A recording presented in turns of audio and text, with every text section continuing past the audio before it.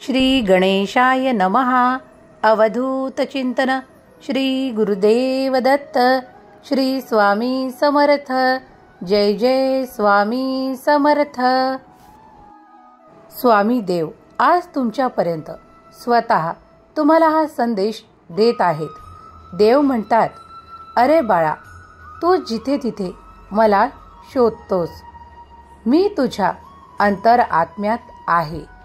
तू जेव्हाही मला श्रद्धेने हाका मारशील तेव्हा माझे दर्शन तुला घडणार आहे. देव म्हणतात, तुम्ही ज्या काही कधी कधी छोट्या चुका जरी करता तरी मी तुम्हाला त्यासाठी माफ केले आहे. देव म्हणतात, जे बाळ माझ्याकडे विनयाने ती माफी मागतो आणि मी त्याला प्रेमाने माफ देखील करतो. देव म्हणतात, फक्त मी एवढीच इच्छा ठेवतो की ती चूक तुम्ही परत परत करू नये. देव म्हणतात, आज तुझ्यासाठी असा उत्तम दिन आहे जो तुम्ही खूप काही प्रेमाने उत्सवासारखा साजरा करणार आहात. तुमच्यातले प्रेम आणि तुमच्यातले खूप काही ऋणानुबंध मजबूत होतील, तेही प्रेमाने. देव म्हणतात, माझा आशीर्वाद तुझ्या संपूर्ण कुटुंबासाठी आहे आणि तो असाच निरंतर राहील. देव म्हणतात, बाळा, तू खूप काही प्रेमळ आहेस. मी जाणतो तू तुझ्या प्रत्येक नात्याला ते प्रेम देऊ इच्छितो आणि मी सुद्धा तुझ्यावर खूप भरभरून प्रेम करतो, कारण तू माझा बाळ आहेस. देव म्हणतात, तू मला प्रेमाने ब्रह्मांड नायक म्हणून हाका मारतोस ना, मग या ब्रह्मांडाचा नायक आज तुझ्यापर्यंत तुझा पिता म्हणून आला आहे. तर तुला ती भरभराट, ते ऐश्वर्य, ते आनंद, ते खूप काही चमत्कार देण्यासाठी मी तुझ्यापर्यंत आलो आहे. देव म्हणतात, कधीही स्वतःला एकटा समजू नकोस. तू माझ्यातूनच निर्माण झाला आहेस आणि मी तुझा देव आहे. देव म्हणतात, बाळा, प्रत्येक कार्याची सुरुवात करत असताना स्वतःला 3 प्रश्न विचार. तू हे का करत आहेस? हे केल्यामुळे तू पुढे जाशील का? यामुळे कुणाचे नुकसान तर होणार नाही. जर तू काळजीपूर्वक आपले कार्य पूर्ण केलेस तर तुला यशस्वी होण्यापासून कोणीही लांब ठेवू शकत नाही. देवांचा आशीर्वाद प्राप्त करण्याच्या तुम्ही योग्य आहात, कारण तुम्ही तो योग्य निर्णय घेऊन पुढे चालत आहात. आणि जेव्हा देव तुम्हाला ते कार्य करण्यासाठी देतात तेव्हा तुमची निवड स्वतः देवाने केलेली असते. यावर विश्वास ठेवा की प्रत्येक कार्य जे तुमच्या वाट्याला आलेले आहे ते देवानेच तुमच्याकडे पाठवले आहे. देव म्हणतात, तू यशस्वी व्हावा, तू मोठा व्हावा, तुझी प्रगती व्हावी अशी देवांची इच्छा आहे.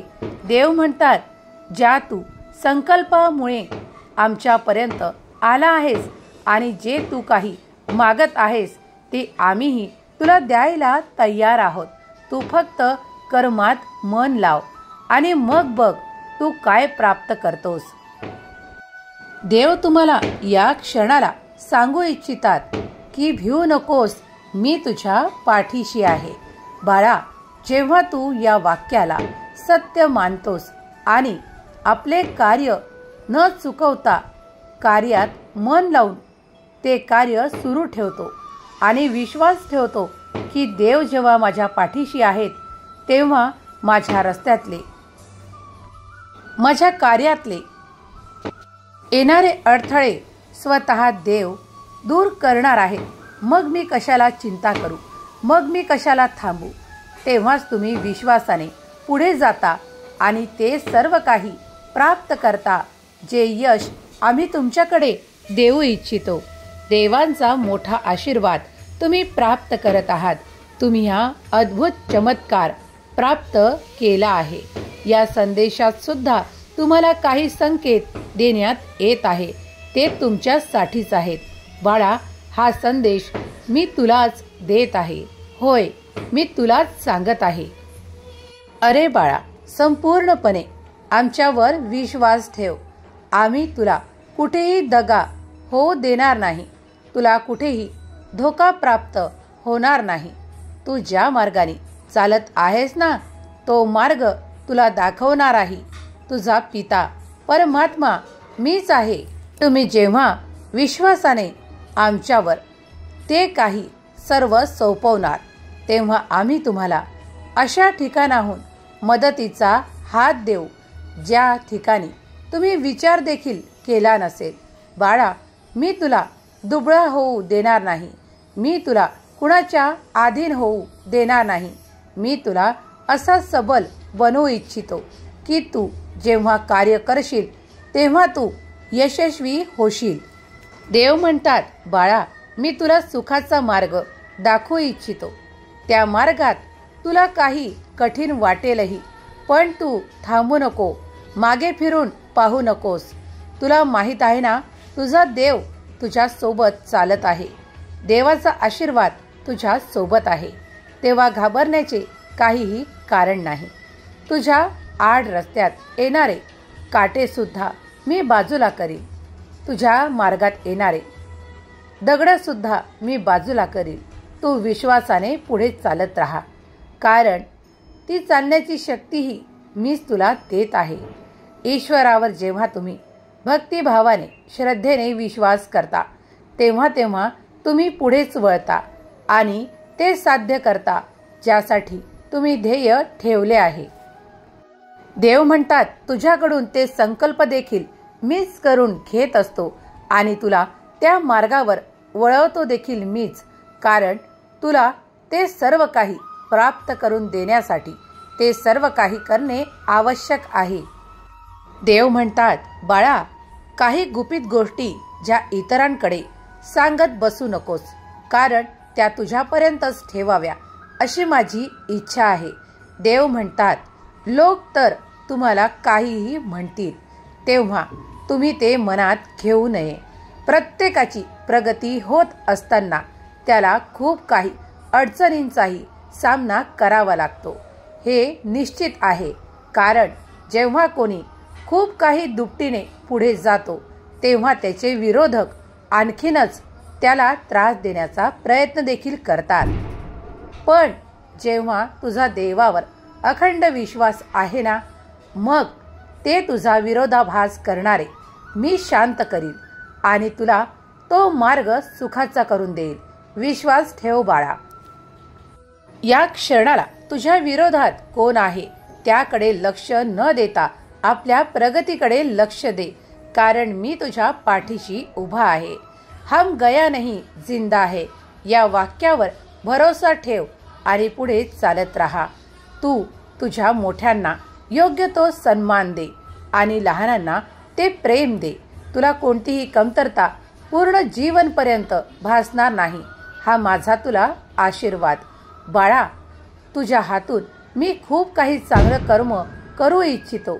त्यासाठी मी तुला अनेक संधीही देणार आहे. पुढील काळात ती कार्य तुझ्या हाताने घडणार आहेत. देव म्हणतात, तुझे जीवन एक नवीन परिवर्तनाकडे वळवल्या जात आहे. तुझ्या जीवनात खूप काही असे बदल तू पाहू शकशील आणि त्यात तू आनंदी देखील होशील. देव म्हणतात, तुझ्या संपूर्ण कुटुंबावर आणि तुझ्यावर माझा वरदहस्त नेहमीच आहे. चिंता करू नकोस, काळजी करू नकोस. देव म्हणतात, माझा प्रिय बाळ, तू आनंदी व्हावा, तू उत्साही व्हावा, यासाठी आजचा हा संदेश मी तुला दिला आहे. यात मी कितीतरी संकेत तुला दिले आहेत. तू आपला मौल्यवान वेळ काढून हा संदेश ऐकला आहे. तुझ्या जीवनात ती प्रगती, ते वैभव, ते ऐश्वर येणारच म्हणजे येणारच, कारण तू ती कर्म करत आहे. त्या दिशेने तू वळला आहेस.